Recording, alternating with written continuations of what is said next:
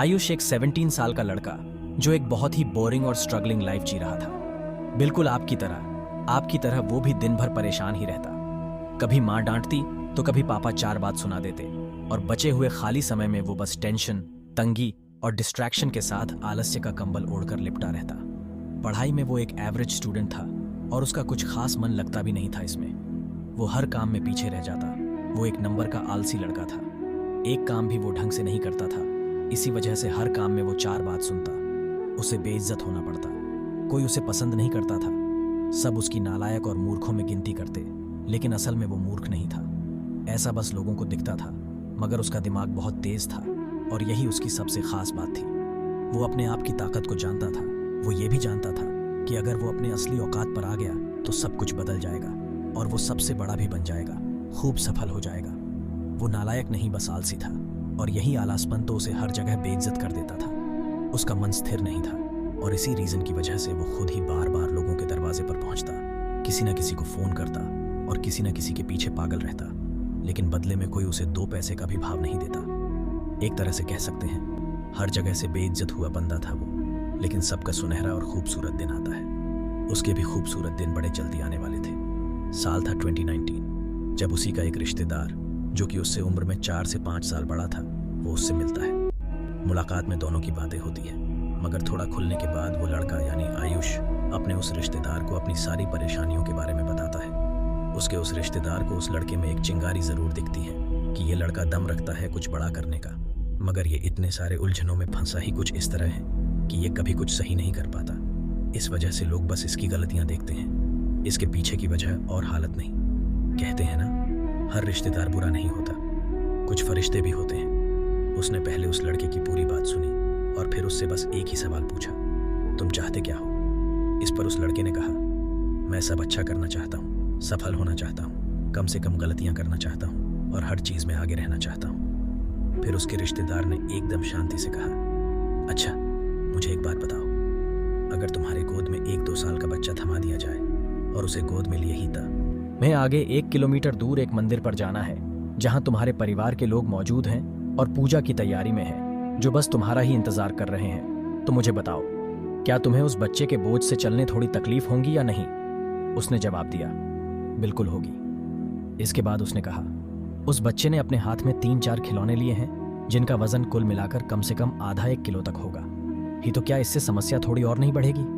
उस लड़के ने कहा, बिल्कुल बढ़ेगी। इसके बाद उसने कहा, तुम नंगे पांव बिना ये जाने की मंदिर 1 किलोमीटर आगे तो है, मगर किस दिशा में है, यानी कहां से उसका रास्ता है, ये तुम्हें मालूम ही नहीं तो बताओ, तब क्या हालत होगी तुम्हारी? उसने कहा, मेरी हालत तो बहुत बुरी हो जाएगी। उस रिश्तेदार ने फिर पूछा, इसके साथ अब तुम्हारे घर वाले फोन करके तुम्हें 2 किलो प्रसाद लाने के लिए कहते हैं, तो उस समय तुम्हारा मंदिर में पहुंचना ज्यादा वजन और भटकते मन के साथ और भी मुश्किल हो जाएगा, है ना? उस लड़के ने जवाब दिया, बिल्कुल हो जाएगा। इन सब के बाद किसी तरह तुम आधे रास्ते तक पहुंच गए, तब अचानक तुम्हें याद आता है कि तुमने अपने घर का दरवाजा तो लॉक किया ही नहीं और घर में 50,000 कैश और कुछ गहने हैं। उस वक्त क्या करोगे? तुरंत भागना पड़ेगा ना वापस? उस लड़के ने कहा, मेरी तो हालत खराब हो जाएगी। आखिर में उस रिश्तेदार ने फिर एक बार बड़े प्यार से कहा, अब मुझे बताओ, इसमें दोष किसका था? क्या तुम्हारे घर वालों का, किस्मत का, उस बच्चे का, या तुम्हारे खुद का? आयुष थोड़ा सोच में पड़ गया और बोला कि सारा दोष मेरा है। उस रिश्तेदार ने कहा, यहां भी तुम गलत हो, दोष तुम्हारा नहीं, उस बोझ का है जिसे धीरे धीरे तुमने अपने ऊपर बढ़ाया है। ये बोझ सिर्फ फाइकली ही नहीं, मेंटली भी तुमने खुद ही बढ़ाया है। जैसे उस बच्चे के बोझ से तुम्हारा चलना धीमा हुआ और घर भागने के बोझ से दिमाग में टेंशन घुसी कि कहीं पैसे ना चोरी हो जाए और दोबारा जाना भी है और बच्चे को संभालना भी है और पूजा के प्रसाद को भी अपवित्र नहीं होने देना है। इन सब बोझ के साथ तुम्हें लगता है कि तुम एकदम आनंद में टाइम पर सही मुहूर्त पर मंदिर पहुंचने में सफल हो पाओगे? उस लड़के ने जवाब दिया, नहीं, बिल्कुल भी नहीं। उस रिश्तेदार ने फिर कहा, जरा सोचो, कुछ बोझ के साथ तुम 1 किलोमीटर का फासला भी सही ढंग से तय नहीं कर पाए, तो जिंदगी के सफर में जहां छोटे छोटे बोझ के साथ कई कोसों दूर की तुम्हें उड़ान भरनी है, उन्हें कैसे पूरा करोगे? आयुष ने कहा, छोटे छोटे बोझ का मतलब? ऐसे बोझ मेरी जिंदगी में कहां है? तो उस रिश्तेदार ने कहा, बुरी आदतों का बोझ, एक के बाद एक, जैसे आलस्य, जिद्द, अनुशासनहीन होना, देर तक सोना, यादाश्त का कमजोर होना, समय बर्बाद करना, दूसरों की चुगली करना, बड़बोल करना, गलत संगत में रहना, गलत सिद्धांतों पर जीना, जब तक इन सब का बोझ रहेगा तुम कैसे सफल हो जाओगे? कभी नहीं हो पाओगे। चैलेंजेस यहाँ कम नहीं हैं, कुछ ऐसी ड्यूटीज है तुम्हारी जो तुम नहीं कर पाते। बुरी आदतों का इतना बोझ तुमने अपने सिर लिया है कि तुम चाहकर भी आगे बढ़ने की कोशिश में हर बार नाकाम होते हो। आयुष सोच में पड़ गया और फिर बोला, ये बात तो आपने बिल्कुल सही बोली, मगर मैं क्या करूं? पढ़ने बैठता हूं तो पढ़ने में मन नहीं लगता, किसी काम में ध्यान नहीं रहता। सोचता हूं कल से कसरत करके अच्छा शरीर बनाऊंगा, मगर वो भी नहीं होता। बार बार मन में ख्याल आता है फ़ोन बंद करके सिर्फ और सिर्फ अगले कुछ साल अपने करियर पर फोकस करूंगा, मगर अफसोस वो भी नहीं होता। कुछ समझ ही नहीं आता, क्या करूं? फिर एक बार उसी रिश्तेदार ने हल्की सी मुस्कुराहट के साथ उसे कहा, जिस तरह कुशलता, रणनीति और कोशिश सब होने के बाद भी अगर सही रास्ते का पता ना होना तो मंजिल तक नहीं पहुंच पाओगे, और अगर पहुंच भी गए तब भी बहुत देर से पहुंचोगे। आयुष बोला, तो फिर पहुंचने का सही रास्ता क्या है? उसने कहा, एक बात बोलूंगा और सिर्फ एक बार बोलूंगा। अगर तुमने मान लिया तो ये तुम्हारी खुशकिस्मती होगी, और अगर तुमने नहीं माना तो याद रखना तुम मेरी नज़रों से गिर जाओगे, और आज के बाद कभी भी मैं तुम्हें सीरियसली नहीं लूँगा। आयुष ने हाँ में सिर हिलाया। उसने कहा, अगले 6 महीने के लिए, यानी पूरे 180 दिन के लिए आज रात को शपथ लेनी है। 180 दिन का चैलेंज लेना है। कोई पार्टी नहीं, कोई छुट्टी नहीं, खुद पर मेहनत करना छोड़ना नहीं, चाहे जो हो जाए, आगे बढ़ने से रुकना नहीं। हर दिन धीरे धीरे अपने पढ़ाई और प्रोडक्टिव कामों में समय को बढ़ाते रहना है।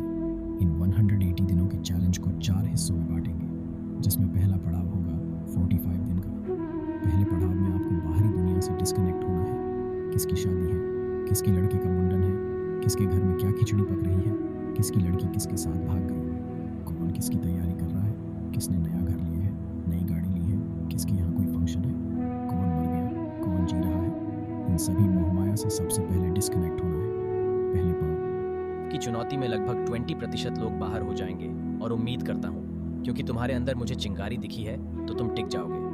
इस पहले पड़ाव में अपने डिस्ट्रैक्शंस के सभी सोर्सेज को खत्म कर दो। फ़ोन, लैपटॉप या कंप्यूटर, ऐसी कोई भी चीज़ जहाँ से अगर एक पैसे की भी वैल्यू नहीं मिल रही है तो उसे बंद कर दो। जो दोस्त बार बार घूमने और फालतू के कामों के लिए बुलाने आता है उसे ब्लॉक कर दो। जो छोटे छोटे डिस्ट्रैक्शंस जैसे कोई बर्थडे पार्टी या कहीं बाहर घूमने जाना या बीमार पड़ जाना, ऐसी चीज़ों को भी इग्नोर करो। सबसे मुश्किल ये पहला पड़ाव ही होता है, क्योंकि इसमें आप अपने अंदर के लालच और बर्बाद कर देने वाले सुखों को तोड़ तोड़ कर ख़त्म करते हो। इस पहले पड़ाव के बाद अब आप मेंटली फोकस्ड और सेल्फ कंसंट्रेटेड हो जाते हो, जिसके बाद जीतना और बेहतर तरीके से रहना आसान हो जाता है। अब हमारी एंट्री होती है उस दूसरे पड़ाव में। यहाँ अगले 45 दिनों के लिए हर दिन मेहनत और बुद्धिमानी की स्पीड को धीरे धीरे इंक्रीज करना है।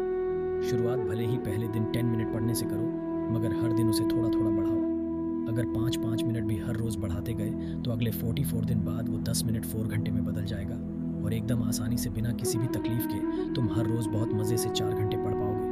और अब क्योंकि पहले पड़ाव में तुमने अपने सभी डिस्ट्रैक्शंस को ख़त्म कर रखा है, तो अब फोकस लेवल अपने आप बढ़ेगा, और साथ ही साथ पढ़ा हुआ या कुछ नया सीखा हुआ बहुत लंबे समय तक बहुत अच्छे से याद भी रहेगा। इन 45 दिनों में पूरा ध्यान अपनी मेहनत और इच्छा शक्ति को बढ़ाने के लिए इस्तेमाल करना है। इसमें एक चैलेंज लेना है कि हमें हर दिन पार्टिकुलरली इतने घंटे पढ़ने बैठना है या किसी अच्छी स्किल को सीखने में लग जाना है। यहाँ पर 50% लोग फिसल जाएंगे, लेकिन आपको टिके रहना है।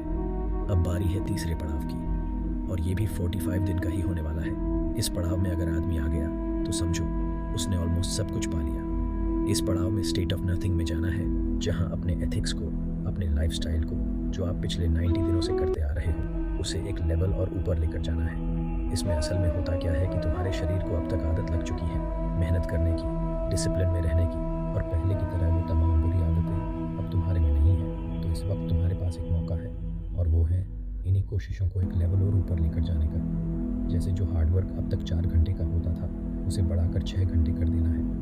पहले जहाँ पढ़ाई पंखे में होती थी, अब ऐसे स्टेट में जाना है कि जहाँ घर इसे हालात खराब भी हो तब भी इसका तुम्हारे ऊपर ज्यादा फर्क नहीं पड़ना चाहिए।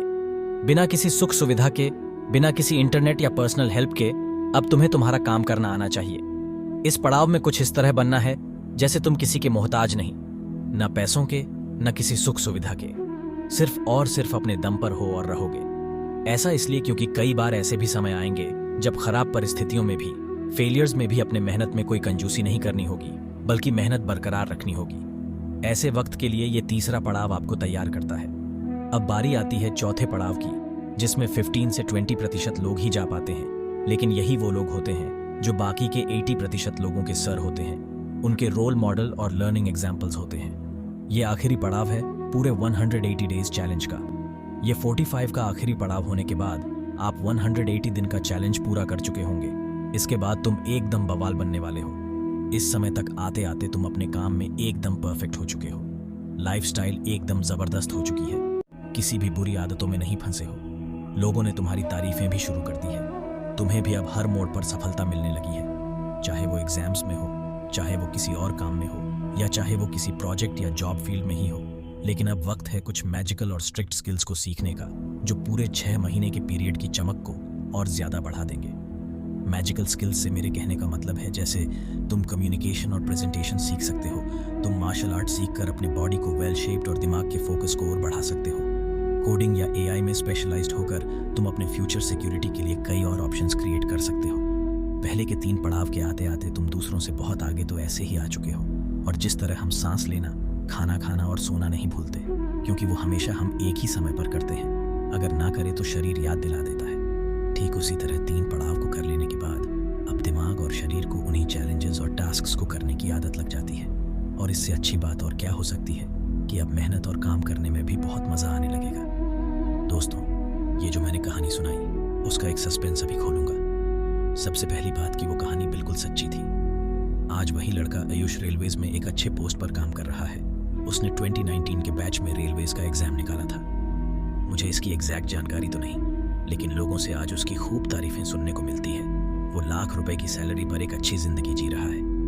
आप भी अगले 180 दिन का चैलेंज अपना लो, और चाहे जो हो जाए, सिर्फ और सिर्फ 180 दिनों की तकलीफ होगी, लेकिन इस 6 महीने की तकलीफ के बाद अगले 60 साल मौज करोगे।